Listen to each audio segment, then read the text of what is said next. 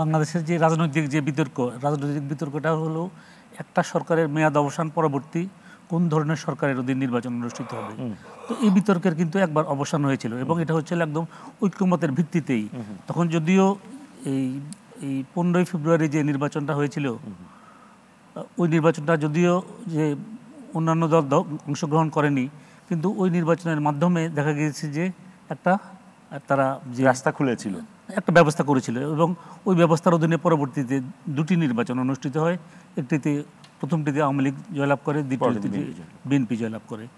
তো এখন এই যে অর্থাৎ একটা সরকারের মেয়াদ অবসান পরবর্তী কোন ধরনের সরকারের অধীন নির্বাচন অনুষ্ঠিত হবে, এটাই তো বিতর্ক এবং এই বিতর্কের কিন্তু অবসান হয়েছে।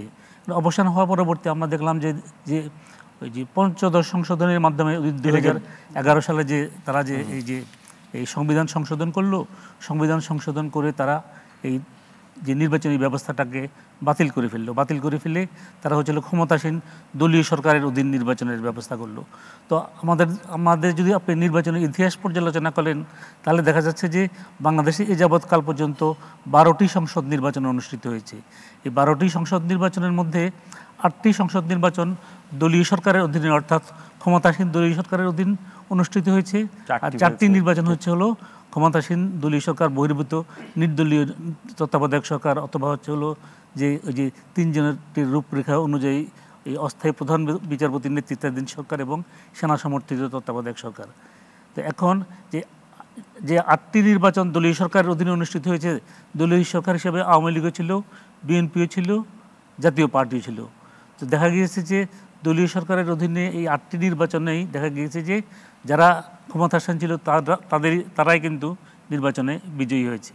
আর অপরদিকে আপনার এই দলীয় সরকার বহির্ভূত সরকারের অধীনে যে 4টি নির্বাচন অনুষ্ঠিত হয়েছে, এই 4টি নির্বাচনের ক্ষেত্রে দেখা গেল যে নির্বাচনের অব্যবহিত পূর্বে যারা ক্ষমতায় ছিল তারা নির্বাচনে পরাভূত হয়েছে।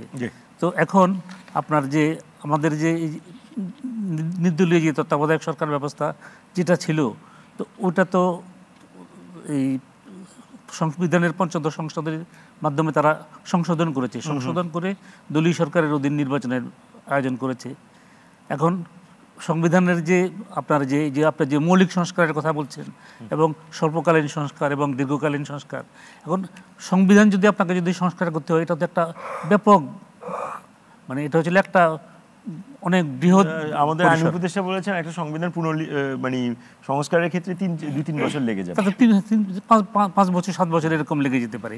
তো আমাদের যে 72-এর সংবিধান যেটা আছে, আমরা যদি 72-এর সংবিধানে যদি ফিরে যাই এবং এর মধ্যে যে তত্ত্বাবধায়ক সরকার ব্যবস্থা আছে, তারপরে ধরেন এই যে প্রধানমন্ত্রীর যে ক্ষমতায়ন, তারপরে 70 অনুচ্ছেদ, ওখানে যদি কিছু মৌলিক পরিবর্তন যদি আনা হয় এবং 72-এর সংবিধান যেটা আছে ওই সংবিধানের অনুযায়ী যদি আপনি দেশ শাসন করেন, তাহলে কিন্তু আমার মনে হয় না যে খুব দেরি হওয়া উচিত না।